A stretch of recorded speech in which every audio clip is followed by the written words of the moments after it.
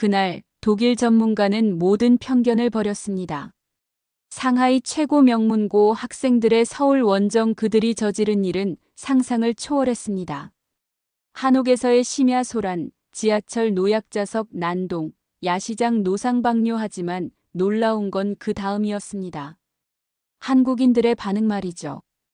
독일 뮌헨 대학 출신 국제안전 전문가 소피아 베르너 박사. 그녀가 18년 경력으로 세계를 돌며 본 모든 것이 이 일주일에 무너졌습니다. 진짜 선진국은 시스템이 아니었습니다. 사람이었어요. 이 이야기 끝까지 보시면 눈물 흘립니다. 당신이 한국인이라면 자랑스럽다. 해외에 알리고 싶다면 대한민국 댓글 부탁드립니다. 저는 소피아 베르너입니다. 독일 뮌헨에서 왔어요. 48살이고요. 국제 군중안전 컨설턴트로 18년째 일하고 있습니다. 올림픽, 월드컵, 대형 페스티벌의 안전을 책임지는 게 제 일이죠. 상하이의 한 명문 고등학교가 절 고용했습니다. 서울 수학여행 안전관리 책임자로요. 솔직히 말씀드리면 한국이란 나라에 대한 기대는 제로였습니다. 제 머릿속엔 이미 정해진 그림이 있었거든요.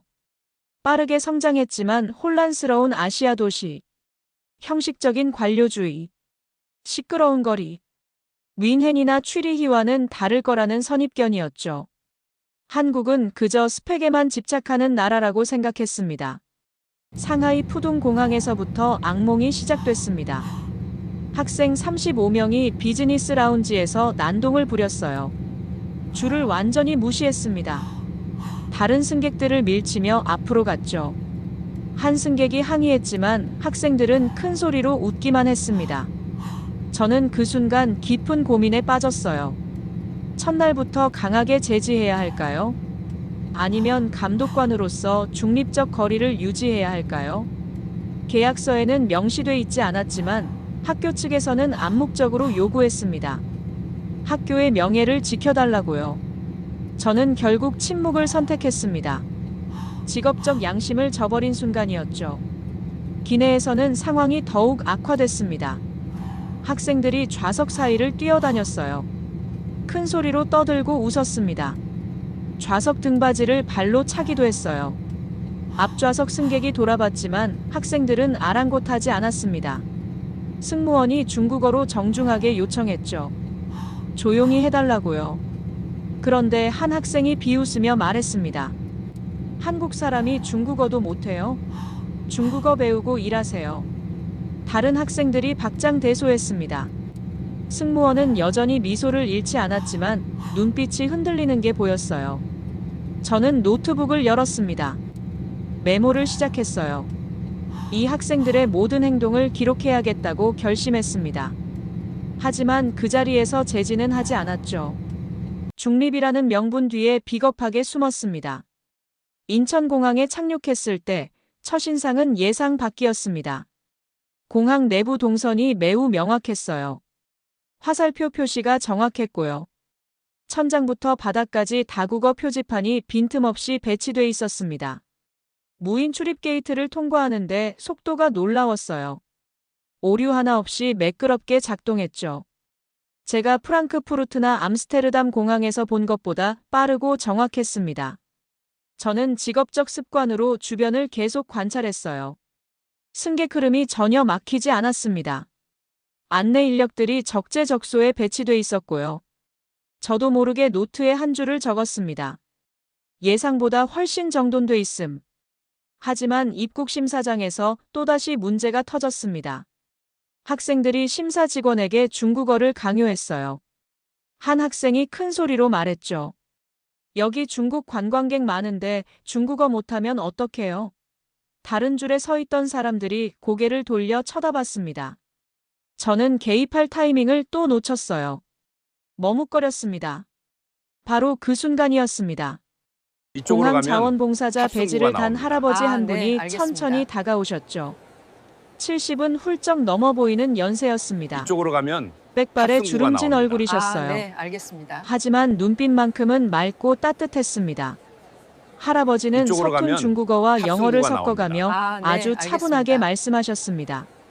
학생들을 한 명 한 명 안내하셨어요. 이쪽으로 가면 미소를 한 번도 탑승구가 거두지 나옵니다. 않으셨죠. 네, 알겠습니다. 손짓 발짓을 섞어가며 길을 알려주셨습니다. 그런데 더욱 이쪽으로 가면 놀라운 건 그 탑승구가 다음이었습니다. 나옵니다. 네, 알겠습니다. 입국 심사장 전체 줄이 100명도 넘는 사람들이 조용히 기다려줬어요. 이쪽으로 가면 단 한 탑승구가 사람도 나옵니다. 불평하지 네, 않았습니다. 알겠습니다. 시계를 보는 사람도 없었어요. 짜증을 내는 사람도 이쪽으로 없었습니다. 가면 탑승구가 저는 나옵니다. 그 광경을 네, 보며 알겠습니다. 새로운 개념을 떠올렸습니다. 정숙의 질서. 누가 이쪽으로 강요한 가면 것도 아닌데 탑승구가 자연스럽게 나옵니다. 형성된 네, 침묵의 알겠습니다. 배려였죠. 취리히 공항에서도 윈헨 공항에서도 본 적 없는 이쪽으로 가면 광경이었습니다. 탑승구가 나옵니다. 할아버지는 네, 학생들에게 알겠습니다. 길을 다 알려주시고 나서 다시 한번 미소 지으셨어요.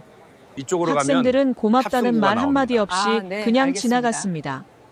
인솔교사 왕 선생도 마찬가지였고요. 이쪽으로 가면 저는 그 뒷모습을 탑승구가 보며 나옵니다. 가슴이 네, 답답해졌습니다. 동시에 이상한 예감이 들었어요. 이 나라에서 이쪽으로 뭔가 가면 제가 예상하지 탑승구가 못한 걸 나옵니다. 보게 될 것 네, 같았습니다. 알겠습니다. 처음으로 제 오만한 편견에 작은 균열이 생긴 순간이었죠. 첫날 밤 숙소는 북촌 한옥마을의 전통 게스트하우스였습니다. 기와 지붕이 달빛 아래 아름다웠어요. 나무 기둥과 창호문이 고풍스러웠죠. 저는 온돌방에 짐을 풀었습니다. 바닥에서 올라오는 따뜻함이 신기했어요. 이건 좋은 문화체험이 될 거라고 생각했습니다. 하지만 그 생각은 밤 10시 30분에 산산조각 났습니다. 복도에서 웃음소리와 음악소리가 들렸어요. 점점 커졌습니다. 곧이어 유리병 부딪히는 소리가 났어요. 블루투스 스피커에서 흘러나오는 중국 팝송이었습니다. 벽이 얇은 전통 한옥 구조라 소리가 거의 다 투과됐죠. 저는 가운을 걸치고 복도로 나갔습니다. 학생 7명이 복도 바닥에 둥그렇게 앉아 있었어요. 맥주 캔과 소주병이 널려 있었습니다. 한 학생이 담배 한 갑을 꺼내 들었어요. 불을 붙이려는 순간이었습니다. 저는 재빨리 다가갔습니다. 단호하게 말했죠. 여기는 금연구역이라고요. 그만두라고 했습니다. 학생들이 고개를 들어 저를 쳐다봤어요.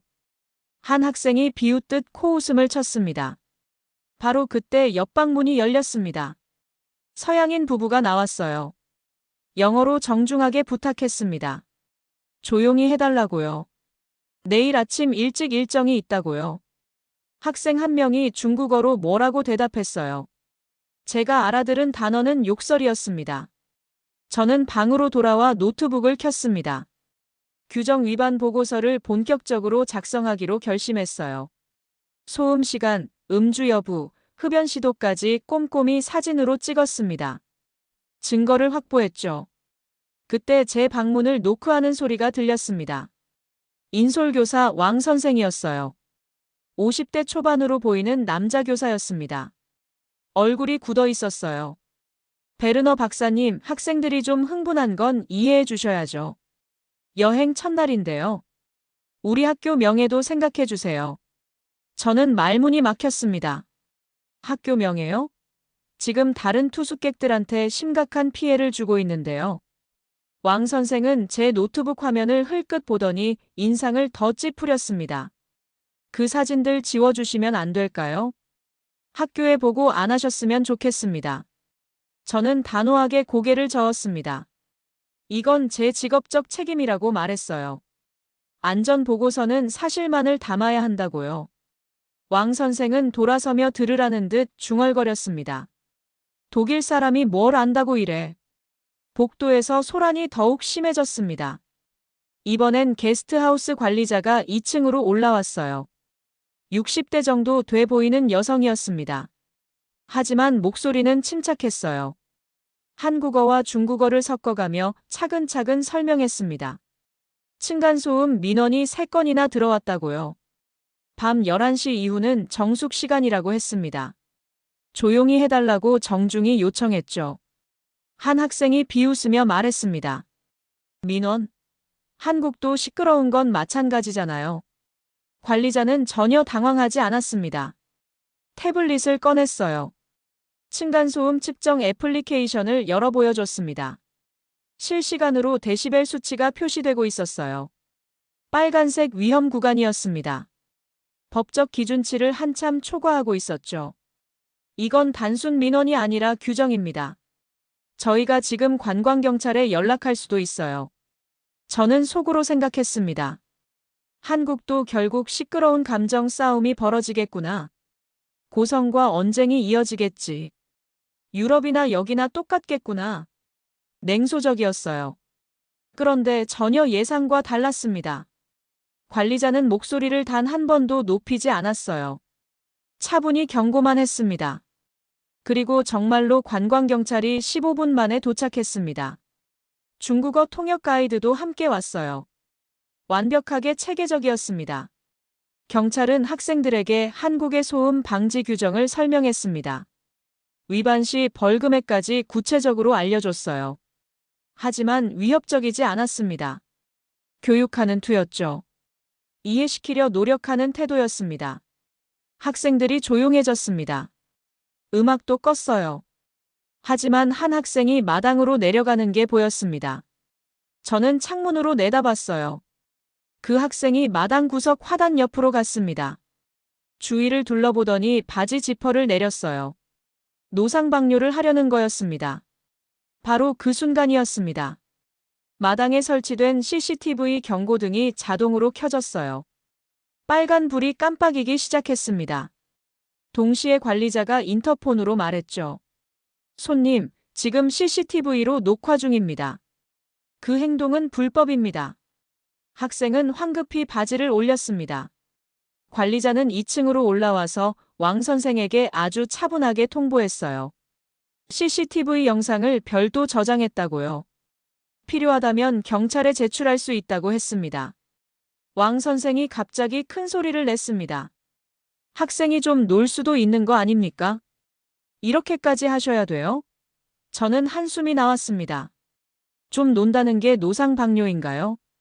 저는 방으로 돌아와 보고서를 더욱 상세히 작성했습니다. 하지만 한편으론 놀라웠어요. 한국의 대응 시스템이요. 단순히 화를 내거나 소리를 지르는 게 아니었습니다. 명확한 매뉴얼이 있었어요. 관광경찰과 통역 가이드의 긴밀한 연결망이 실시간으로 작동했습니다. 감정적이지 않았죠.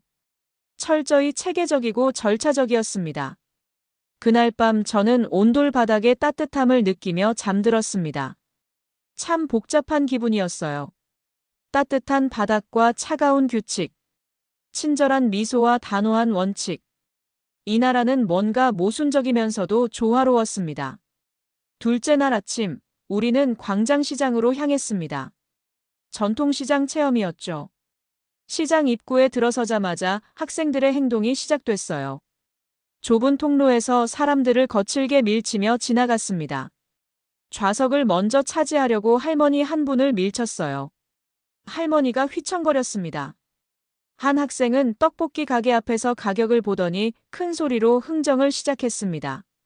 상인에게 절반값에 팔라고 고함을 질렀어요. 다른 학생은 시식용으로 놓인 과일을 한 움큼 집어서 그냥 가버렸습니다. 저는 개입해야 할지 심각하게 고민했습니다. 하지만 개입하면 제 감독관 지위가 완전히 노출될 거였어요. 학생들과 왕 선생의 거센 반발이 예상됐습니다. 그들은 이미 저를 적대시하고 있었거든요. 시장 안을 둘러보니 생각보다 훨씬 체계적이었습니다. 곳곳에 다국어 픽토그램이 붙어 있었어요. 화장실 위치, 비상구 표시, 음식 종류별 구역 안내까지요. 쓰레기통마다 분리수거 라벨이 명확했습니다. 플라스틱, 종이, 음식물, 일반 쓰레기로 구분돼 있었어요. 대기줄 시스템도 작동하고 있었습니다. 인기 있는 가게 앞에는 자연스럽게 줄이 형성돼 있었어요. 저는 노트에 메모했습니다. 이것은 단순한 서비스가 아니라 합의된 공공선이다. 점심 식사 후 우리는 인사동의 한 카페로 이동했습니다. 학생들이 밖에서 산 치킨과 피자를 들고 들어왔어요. 직원이 정중하게 다가와 말했습니다. 외부 음식 반입은 안 된다고요. 위생 규정이라고 설명했습니다. 한 학생이 큰 소리로 대꾸했죠. 돈 쓰는 손님한테 왜 그래요? 중국에선 다 괜찮은데. 직원은 여전히 침착했습니다. 규정을 차근차근 설명했어요. 다른 손님들에 대한 예의이기도 하고 식품위생법상 문제가 될 수 있다고 했습니다. 학생들은 비웃으며 자리에 그냥 앉았어요. 치킨 박스를 테이블 위에 당당히 올렸습니다. 저는 카페 안을 관찰했습니다. 시스템이 인상적이었어요. 재사용 컵에는 바코드가 붙어 있었습니다. 반납하면 자동으로 포인트가 적립되는 시스템이었죠. QR코드 대기표 시스템이 매끄럽게 작동하고 있었습니다. 더 놀라운 건 매장 간 쓰레기 공공수거 시스템이었어요. 각 카페와 식당의 쓰레기가 실시간으로 통합 관리되고 있었습니다. 제가 유럽 여러 도시에서 본 것보다 훨씬 세밀하고 효율적이었어요. 카페 사장이 다가왔습니다. 50대 중반으로 보이는 남성이었어요. 표정이 단호했습니다. 규칙 안 지키시면 퇴점하셔야 합니다. 학생들이 웃었습니다.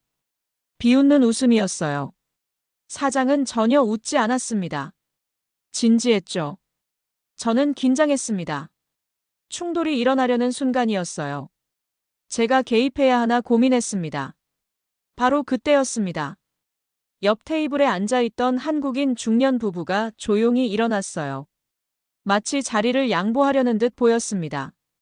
계산대로 가더니 계산을 마치고 나가셨죠. 그런데 이상했습니다.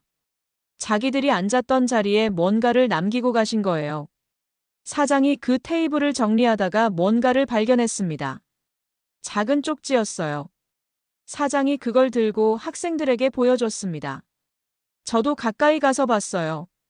한글과 중국어로 정성스럽게 쓰여 있었습니다. 아이들의 여행이 좋은 기억이 되길 바랍니다. 하지만 다음엔 규칙을 지켜주세요. 규칙은 서로를 배려하는 약속입니다. 저는 그 쪽지를 보는 순간 가슴이 뜨거워졌습니다. 학생들은 이해하지 못했어요. 여전히 코웃음을 쳤습니다. 하지만 저는 완전히 달랐습니다. 제 손이 떨렸어요. 이 부부는 화를 내지 않았습니다. 소리를 지르지도 않았어요. 대신 자리를 양보하고 메시지를 남긴 겁니다. 훈계와 배려가 동시에 담긴 행동이었어요. 이게 진짜 어른의 태도구나 깨달았습니다. 저는 그 순간을 노트에 적었습니다. 질서는 불친절이 아니다. 이것은 합의된 공공선이며 타인에 대한 배려다. 저는 처음으로 명확하게 깨달았습니다. 제가 그동안 질서를 완전히 오해하고 있었다는 걸요.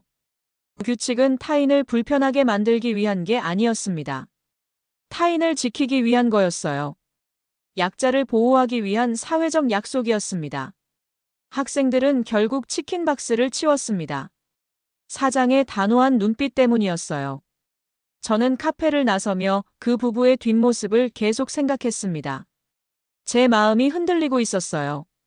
한국에 대한 편견이 무너지고 있었습니다. 셋째 날, 우리는 지하철을 탔습니다. 명동에서 경복궁으로 가는 길이었어요. 학생들이 노약자석에 우르르 앉았습니다. 은색 좌석이었어요. 노약자 표시가 선명하게 붙어 있었죠. 저는 조용히 말했습니다. 자리를 양보하라고요. 학생 몇 명이 저를 쳐다봤습니다. 비웃는 표정이었어요. 감독관 따위가 왜 참견해요? 우리 선생님도 아니면서. 한 학생이 큰 소리로 말했습니다.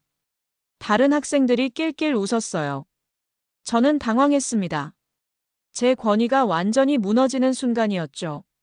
주변 승객들이 하나둘 쳐다보기 시작했습니다. 바로 그때 한 할아버지가 전동차에 타셨습니다. 일은 중반쯤 돼 보였어요. 지팡이를 짚고 계셨습니다. 학생들은 완전히 못 본 척했습니다. 스마트폰을 보거나 눈을 감았죠. 저는 다시 말했습니다. 자리를 양보하라고요. 한 학생이 저를 똑바로 노려봤습니다. 충돌 직전의 긴장감이었어요. 저는 군중안전 전문가입니다. 사람들이 충돌하는 상황을 수없이 봤죠. 지금이 바로 그 순간이었습니다. 그런데 놀라운 일이 벌어졌습니다. 영무원이 다가왔어요. 미소를 지으며 학생들에게 부드럽게 말했습니다. 노약자석은 양보하는 게 한국의 문화라고요. 협조 부탁한다고요. 강요나 명령이 아니었습니다. 정중한 안내였죠. 전광판에도 메시지가 떴습니다. 노약 자석은 양보 문화입니다. 배려해 주세요. 여러 언어로 표시됐어요. 방송도 나왔습니다. 한국어, 영어, 중국어, 일본어 순서로요. 학생들은 여전히 움직이지 않았습니다. 저는 한국도 결국 다를 바 없겠구나 생각했어요. 규칙은 있지만 지켜지지 않는 나라. 유럽과 다를 게 없겠구나. 그런 회의감이 들었습니다. 바로 그 순간이었습니다. 한 학생이 앞에 서 계신 할아버지를 거칠게 밀쳤어요. 비켜달라는 듯이요. 할아버지가 크게 휘청거렸습니다. 균형을 잃으셨어요. 그때 옆자리에 앉아있던 임산부가 앞으로 쏟아졌습니다. 할아버지가 넘어지면서 임산부를 건드린 거였어요. 아주 위험한 상황이었습니다. 저는 반사적으로 달려가려 했습니다. 하지만 더 빨랐던 사람이 있었어요. 조금 떨어진 좌석에 앉아있던 또 다른 한국 노인이었습니다. 그분이 번개같이 일어나 임산부를 감싸 안았어요. 넘어지지 않게 몸으로 막아주셨죠. 그리고 저를 더욱 놀라게 한 건 그 다음이었습니다. 그 노인이 학생 쪽을 보며 말씀하신 거예요. 애들이네. 다치지 않게 조심해라. 여기 바닥 미끄러우니까. 임산부를 먼저 걱정하신 게 아니었습니다. 잘못한 학생을 먼저 보호하신 거였어요. 학생이 다칠까봐 걱정하시는 말투였습니다. 저는 완전히 이해할 수 없었어요. 왜 우리를 먼저 지켜주시는 거죠? 학생이 명백히 잘못했는데요. 임산부는 괜찮다고 고개를 끄덕였습니다. 노인은 학생들을 부드럽게 자리에서 일으켰어요. 화를 내지 않으셨습니다. 타이르듯이 말씀하셨죠. 여긴 노약자석이란다. 우리 같은 사람들이 앉아야 하는 자리야. 너희는 젊으니까 서 있어도 괜찮지? 학생들이 자리에서 일어났습니다. 억지로가 아니었어요. 노인의 태도에 압도된 것 같았습니다. 저는 그 광경을 보며 그 자리에 얼어붙어 서 있었어요. 주변 승객들도 조용했습니다. 고함이나 비난이 전혀 없었어요. 마치 일상적인 일처럼 받아들이는 것 같았습니다. 영무원이 다가와서 임산부가 괜찮은지 재차 확인했어요. 안내 요원도 왔습니다. 완벽하게 체계적이었죠. 저는 노트에 적었습니다. 영무원, 안내 요원, 시민 자율 캠페인이 3중으로 부드럽게 개입한다. 고함이나 강제 대신 전광판 알림, 방송, 스태프의 정중한 안내로 분위기를 자연스럽게 유도한다. 다음 역에서 지하철을 내렸을 때 저는 여전히 충격에서 벗어나지 못했습니다. 왜 그 노인은 우리를 먼저 지켜주신 걸까요? 학생이 임산부를 위험에 빠뜨렸는데도요. 그 질문이 머릿속을 떠나지 않았어요. 넷째 날, 명동 쇼핑거리는 인파로 넘쳐났습니다. 학생들은 화장품 매장으로 떼를 지어 몰려갔어요. 테스터를 무분별하게 사용했습니다. 계산대 앞에서 또 새치기가 시작됐어요. 왕 선생이 저를 불렀습니다. 학생들이 배가 고프다며 편의점에 가고 싶어 한다고요. 저는 따라갔습니다. 한국 편의점이 어떤지 궁금하기도 했거든요. 편의점에 들어서는 순간 놀랐습니다. 유럽의 작은 구멍가게와는 차원이 달랐어요. 조명이 환하게 밝았습니다. 진열이 체계적이고 깔끔했어요. 학생들이 삼각김밥, 컵라면, 김치찌개, 주먹밥을 집었습니다. 한 학생이 셀프 계산대로 갔어요. 화면을 몇 번 터치하더니 혼자서 계산을 완료했습니다. 직원의 도움이 전혀 필요 없었죠. 신용카드는 물론 모바일 페이까지 지원했습니다. 저는 편의점 내부를 둘러봤습니다. 한쪽 벽면에 택배 접수 시스템이 있었어요. 은행 ATM도 있었습니다. 공과금 납부 기계, 교통카드 충전기, 심지어 행정 서류 발급 키오스크까지 있었어요. 이건 단순한 편의점이 아니었습니다. 작은 생활 종합 서비스 센터였죠. 우체국, 은행, 관공서의 기능이 모두 들어 있었어요. 학생들이 박 테이블에 앉아 먹기 시작했습니다. 저도 아메리카노 한 잔을 샀어요.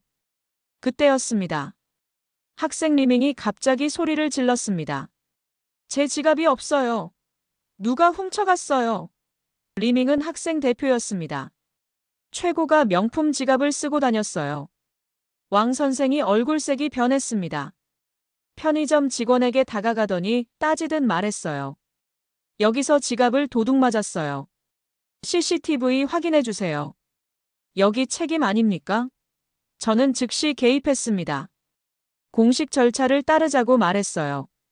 CCTV 확인 전에 먼저 분실센터에 신고해야 한다고요. 경찰 신고도 필요하다고 했습니다. 왕 선생은 불만스러워했지만 제 의견을 따랐습니다. 편의점 직원이 태블릿을 꺼냈습니다. 서울시 분실물 통합관리 시스템에 접속했어요. 지자체와 상권이 공동으로 운영하는 플랫폼이었습니다. 직원이 지갑의 특징을 입력했습니다. 색상, 브랜드, 로고 특징, 분실 예상 시각과 장소. 몇 번의 터치와 클릭이 있었어요. 직원이 고개를 들었습니다. 15분 전에 신고 들어왔습니다. 2블록 떨어진 카페에서 보관 중입니다. 저는 입이 벌어졌습니다. 단 15분 만에 위치가 추적됐어요. 실시간 통합 시스템이 작동한 겁니다. 우리는 즉시 그 카페로 향했습니다. 카페 직원이 지갑을 조심스럽게 내밀었어요. 봉투에 담겨 있었습니다. 리밍이 확인했습니다. 현금이 한 푼도 빠짐없이 그대로 있었어요. 신용카드도 전부 있었죠. 심지어 소액의 외화까지 그대로였습니다. 저는 속으로 생각했습니다. 감정보다 시스템이 빠르다고요. 절차가 감정보다 먼저 작동한다고요. 이건 제 생애 첫 번째 긍정적인 생각이었습니다. 지갑 안에 작은 메모지가 접혀 있었습니다. 리밍이 펼쳐서 읽었어요. 한글과 중국어로 정성스럽게 쓰여 있었습니다. 급해 보이셔서 화장품 매장에서 계산 먼저 통과시켜드렸습니다. 하지만 다음엔 순서를 지켜주세요. 질서는 서로를 위한 약속입니다. 저는 그 쪽지를 다시 읽고 또 읽었습니다. 화장품 매장 직원이 쓴 거였어요. 리밍이 새치기 한 걸 처음부터 알고 있었던 겁니다. 하지만 급해 보여서 그냥 보내준 거예요. 지갑을 찾아준 건 덤이었습니다. 이건 단순한 친절이 아니었습니다. 훈계와 배려가 정교하게 결합된 메시지였어요. 잘못을 지적하되 사람을 보호하는 방식이었습니다. 학생들이 침묵했습니다. 단 한 명도 말이 없었어요. 왕 선생도 말문이 막힌 듯 했습니다. 저는 그 쪽지를 보며 무너졌습니다. 제 오만한 편견이요. 한국 사람들은 우리를 혼내지 않았습니다. 대신 가르쳤어요. 부드럽게요. 하지만 명확하게요. 이게 진짜 교육이었습니다. 저는 노트에 적었습니다. 정직이 시스템으로 작동하는 나라. 편의점 하나에도 생활 인프라가 녹아있다. 절차가 감정보다 빠르고 시스템이 신뢰로 작동한다. 카페를 나서는데 가슴이 먹먹했습니다. 학생들은 여전히 침묵했어요. 저 역시 변하고 있었습니다. 한국에 대한 제 모든 편견이 하나씩 무너지고 있었어요. 5째 날, 우리는 대형 테마파크로 갔습니다. 학생들이 흥분해서 뛰어다녔어요. 롤러코스터 앞에 긴 대기줄이 있었습니다. 100명은 좋게 넘어 보였어요. 학생들이 대기줄을 무시하고 옆 통로로 빠져나가려 했습니다. 집단 새치기였죠. 대기열 매니저가 즉시 다가왔습니다. 30대 초반의 여성이었어요. 침착하게 설명했습니다. 안전규정 위반자는 세이프티 레인으로 별도 분리된다고요. 재교육을 받아야 탑승할 수 있다고 했습니다. 학생들이 불만을 쏟아냈어요. 왕 선생이 큰 소리를 냈습니다. 돈 내고 온 손님인데 왜 이렇게 까다롭게 구는 거예요? 저는 더 이상 참을 수 없었습니다. 매니저에게 말했어요. 저는 국제안전 컨설턴트라고요. 국제안전코드 위반 사항을 공식 문서화할 권한이 있다고 선포했습니다. ISO와 EN 유럽 표준말입니다. 매니저는 전혀 당황하지 않았습니다. 오히려 고개를 끄덕였어요. 곧바로 안전 매뉴얼을 태블릿으로 보여줬습니다. 한국어, 영어, 중국어 3개 언어로 작성돼 있었어요. 국제 표준을 모두 준수하고 있었습니다. 저는 깜짝 놀랐습니다. 제가 프랑크푸르트나 파리의 놀이공원에서 본 것보다 더 철저했어요.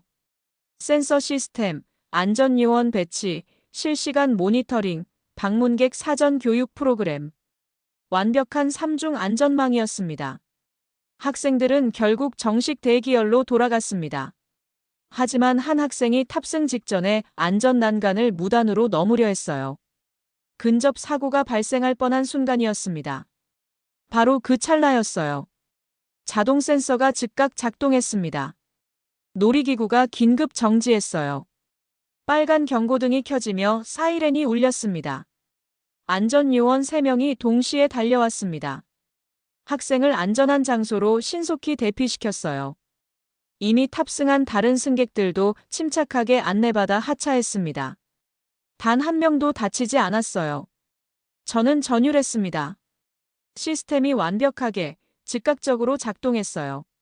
사람의 판단보다 센서가 더 빨랐습니다. 저는 깨달았습니다. 한국의 질서는 친절 없는 냉정한 통제가 아니라고요. 생명을 지키기 위한 따뜻한 합의라고요. 안전을 향한 진심이 시스템이 된 거라고요. 그때였습니다. 학생 한 명이 갑자기 바닥에 주저앉았어요. 숨을 헐떡이며 가슴을 움켜쥐었습니다. 천식 발작이었어요. 저는 황급히 가방을 뒤지기 시작했습니다. 응급약을 찾으려고요. 제가 18년간 안전 전문가로 일하며 준비해온 응급키트요. 하지만 한국 안전요원이 훨씬 더 빨랐습니다. 응급의료함을 열었어요. 흡입기를 꺼내 즉시 학생에게 건넸습니다. 사용법을 차근차근 설명했어요. 다른 요원은 AED를 준비했습니다. 또 다른 요원은 119에 전화하며 상황을 보고했어요. 저는 그 광경을 보며 그 자리에 얼어붙었습니다. 모든 것이 정확히 5분 안에 일어났어요. 구급차가 도착했습니다. 병원 이송 준비가 완료됐어요. 학생은 완전히 안정을 되찾았습니다. 안전팀장이 저에게 다가왔습니다. 국제안전 컨설턴트시라고 들었습니다. 저희 시스템 어떠셨나요? 저는 대답할 수 없었습니다. 목이 메었어요. 제가 18년 동안 전 세계를 다니며 본 것 중 단연 최고였습니다. 저는 깊이 고개를 숙였어요. 완벽합니다. 제가 오히려 배워야겠습니다. 팀장이 따뜻하게 미소 지었습니다. 저는 그 순간을 노트에 꼼꼼히 적었어요. 한국의 안전 철학은 속도가 아니라 책임이다. 빠름보다 생명이 먼저다. 효율보다 사람이 우선이다. 저는 깨달았습니다.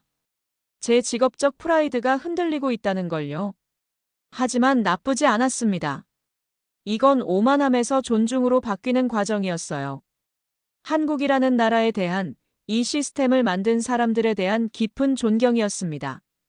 6째 날 밤, 우리는 동대문 야시장에 갔습니다. 네온사인 불빛이 화려했어요. 수천 명의 사람들로 붐볐습니다. 학생들이 이곳저곳을 정신없이 돌아다녔어요.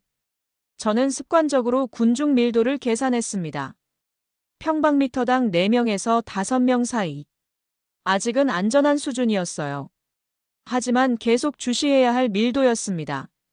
그런데 한 학생이 제 시야에서 사라졌습니다. 저는 즉시 주변을 살폈어요. 좁은 골목 구석에서 그 학생을 발견했습니다. 주위를 두리번거리더니 바지 지퍼를 내렸어요. 또다시 노상방뇨였습니다. 주변 시민들이 고함을 질렀습니다. 한국어였지만 분노의 감정은 명확히 느껴졌어요. 사람들이 빠르게 몰려들기 시작했습니다. 저는 긴장했어요. 군중이 급속도로 밀집하면 매우 위험합니다. 제가 가장 잘 아는 재난 상황이었죠. 저는 초 단위로 판단을 내려야 했습니다. 지금 우선순위는 무엇인가? 학생들을 먼저 안전하게 대피시킬 것인가? 아니면 법 집행기관에 즉시 연락할 것인가? 군중안전 전문가로서 저는 신속히 움직여야 했습니다. 저는 학생에게 달려갔습니다. 팔을 잡아 끌어냈어요. 왕 선생을 큰 소리로 불렀습니다. 다른 학생들을 한 곳에 집결시키라고 지시했죠. 군중이 점점 더 가까이 다가왔습니다. 바로 그때였습니다. 제 휴대폰에 알림음이 울렸어요. 긴급 재난 문자였습니다. 한국어, 영어, 중국어, 일본어로 동시에 표시됐어요. 동대문 야시장 어구역 군중 밀집. 즉시 분산 이동 바랍니다. 놀랍게도 주변 사람들의 휴대폰도 동시에 울렸습니다. 같은 메시지였어요. 순찰대가 30초 만에 나타났습니다. 자원봉사자 조끼를 입은 사람들도 여러 방향에서 왔어요. 그들은 명확히 메신저 앱으로 실시간 연동돼 있었습니다. 놀라울 정도로 체계적으로 움직였어요. 군중을 부드럽게 분산시켰습니다. 강제가 아니었어요. 안내였습니다. 다국어 방송이 울려 퍼졌어요. 침착하게 이동 경로를 안내했습니다. 저는 감탄했습니다. 지자체 CCTV 통합관제센터, 순찰대, 자원봉사 네트워크가 실시간으로 완벽히 연결돼 있었어요. 이건 제가 베를린에서도, 파리에서도, 런던에서도 본 적 없는 통합 시스템이었습니다. 군중이 서서히 흩어졌습니다. 하지만 여전히 학생을 향한 분노가 남아 있었어요. 한 중년 남성이 큰 소리로 뭐라고 외쳤습니다. 저는 학생 앞을 완전히 막아섰어요. 제 몸으로 보호했습니다. 그때였습니다. 군중 사이에서 한 노인이 천천히 나타났어요. 저는 그 얼굴을 알아봤습니다. 지하철에서 임산부를 보호하셨던 바로 그 할아버지셨어요. 할아버지가 학생에게 다가왔습니다. 학생은 완전히 겁에 질려 있었어요. 온몸이 떨리고 있었습니다. 할아버지는 조용히 자신의 겉옷을 벗으셨습니다. 학생의 어깨에 부드럽게 덮어주셨어요. 어른이 책임질게. 다시는 그러지 마라. 알겠지? 할아버지의 목소리는 단호했지만 따뜻했습니다. 학생이 고개를 깊이 숙였어요. 할아버지가 주변 사람들을 천천히 돌아보셨습니다. 그리고 조용히 하지만 분명하게 말씀하셨어요. 아이들입니다. 철없는 겁니다. 제가 대신 사과하겠습니다. 이해해 주십시오. 마법 같은 일이 벌어졌습니다. 군중의 분노가 서서히 누그러졌어요. 사람들이 하나둘 고개를 끄덕였습니다. 한 아주머니가 학생에게 다가와 물티슈를 건넸어요. 손을 씻으라고요. 저는 그 광경을 보며 눈물이 날 뻔했습니다. 실제로 눈시울이 뜨거워졌어요. 한국의 질서는 사람을 먼저 살리는 질서였습니다. 위기 상황에서 가장 약한 사람, 가장 어린 사람을 먼저 보호하는 질서였어요. 할아버지가 저를 보며 온화하게 미소 지으셨습니다. 저는 깊이, 아주 깊이 허리를 숙였어요.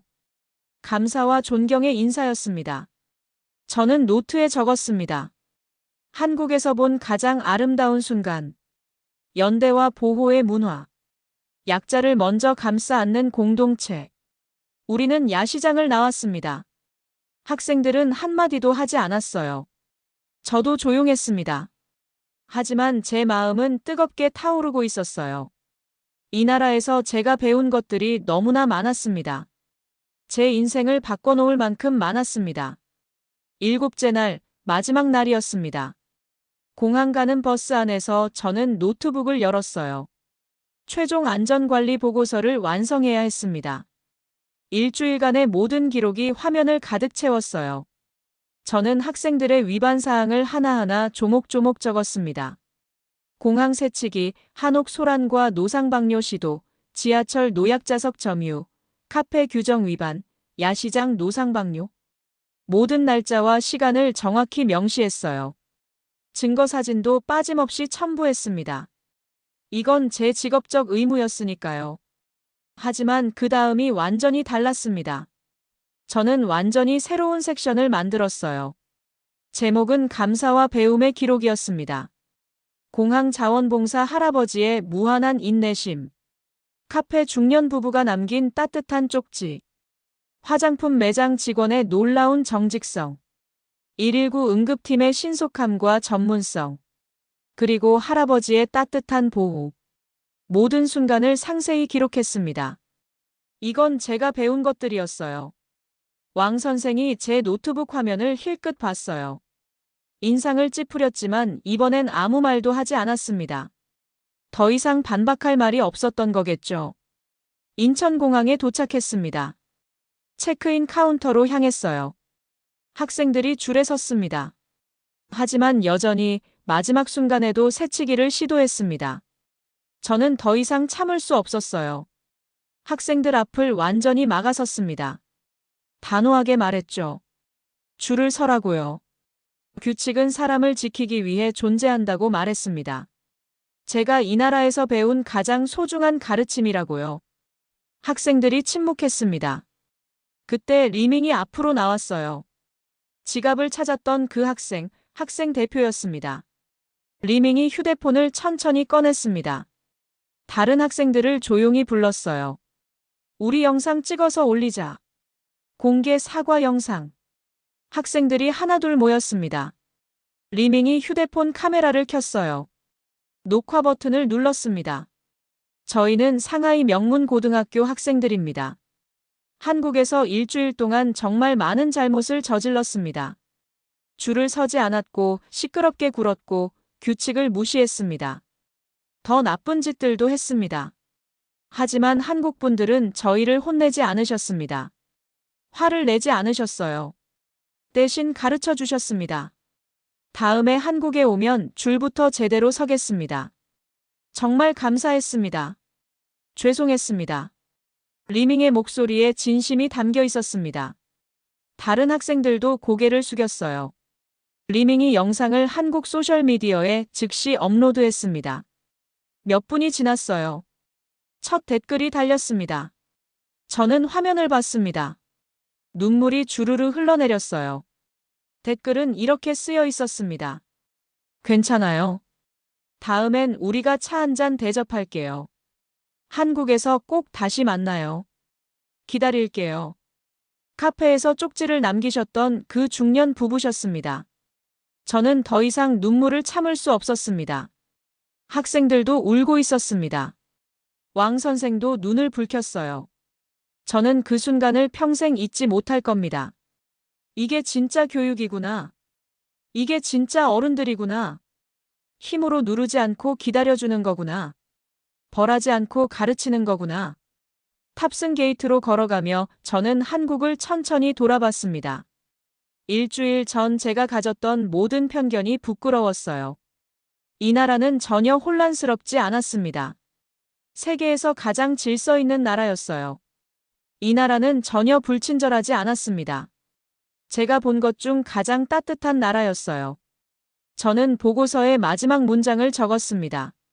한국의 질서는 사람을 지키기 위한 사회적 합의다. 한국의 규칙은 타인을 배려하는 아름다운 연대다. 한국의 시스템은 신뢰 위에 세워진 공동체다. 이것이 진짜 선진국이다. 비행기가 활주로를 달렸습니다. 천천히 이륙했어요. 저는 창밖을 봤습니다. 서울의 불빛이 점점 작아졌습니다. 하지만 제 마음속에서는 오히려 점점 커지고 있었어요. 한국에 대한 존경이요. 한국 사람들에 대한 감사였습니다. 저는 반드시 다시 올 겁니다. 언젠가요? 이번엔 관리자가 아니라 배우는 사람으로요. 이번엔 감독자가 아니라 학생으로요. 그리고 전 세계에 이야기할 겁니다. 진짜 선진국은 높은 빌딩이 아니라고요. 빠른 인터넷이 아니라고요. 진짜 선진국은 사람을 먼저 생각하는 마음이라고요. 창밖으로 한국의 마지막 불빛이 사라졌습니다. 소피아 베르너 박사의 가슴엔 뜨거운 무언가가 타오르고 있었습니다. 한국에서 만난 그 할아버지들, 그 부부들, 그 젊은 직원들. 그들은 힘으로 누르지 않았습니다. 인내로 기다려줬어요. 소리치지 않았습니다. 가르침으로 인도했죠. 우리 부모님 세대가 만들어온 이 땅. 폐허 속에서도 예의를 잃지 않았던 그 시절. 배고픔 속에서도 이웃을 먼저 챙기던 그 마음. 그것이 지금 이 나라의 DNA가 되었습니다. 질서는 사람을 지키기 위해 존재합니다. 규칙은 약자를 배려하는 연대입니다. 시스템은 신뢰 위에 세워진 공동체입니다. 이것이 우리 세대가 물려받은 유산입니다. 그리고 다음 세대에게 물려줄 자산입니다. 소피아는 다시 올 겁니다. 그리고 전 세계 사람들도 알게 될 거예요. 한국의 진짜 힘은 반도체가 아니라 사람이라는 걸. 한국의 진정한 경쟁력은 기술이 아니라 마음이라는 걸. 이 이야기가 당신의 마음을 울렸다면 구독과 좋아요로 함께 해주세요. 여러분의 작은 클릭 하나가 대한민국의 아름다운 이야기를 세계에 전합니다. 감사합니다. 다음 영상에서 또 뵙겠습니다. 저는 감동 편의점 작가 현아였습니다.